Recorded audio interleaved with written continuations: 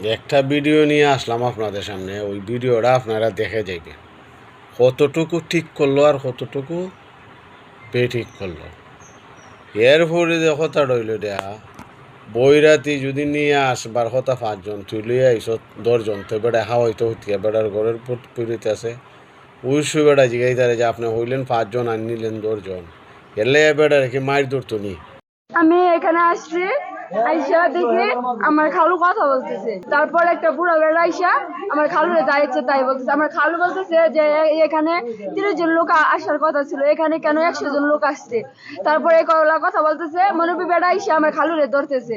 ধরার পর তারপর আমার আসছি, আমার ভাই আসছে। আমার ভাইয়ের মানে ধরে আইরা ছেলের ভাই আইসা আইরা আমার ভাইয়ের বুকে ধরে লাইছে, ধরে আইরা ঠ্যাং দিয়ে লাথি মারছে। তারপর আমার ভাইয়ের উপরে যায় আমি ঝাঁপ দিয়ে পড়ছি। তারপর আমার এনে ধরে আইরা আমার চেন যা আছে সম্পূর্ণ সব ছিঁড়া লাইছে। আইসা আমি এখানে বাড়ি সারি খাইছি। আমি ঘরে আসছিলাম, যখন তারা কথা কাটাকাটি করতেছে তখন আমি আইসি বাইরে, আমার লগে লগে তারা সবাই জাপটা মেরে ধরে লাইছে।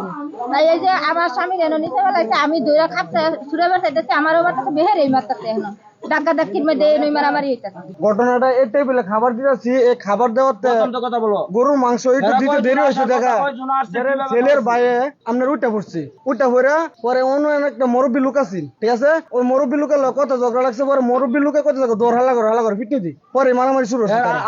আমার ভাইয়ের জন্য মারতেছে, তখন আমরা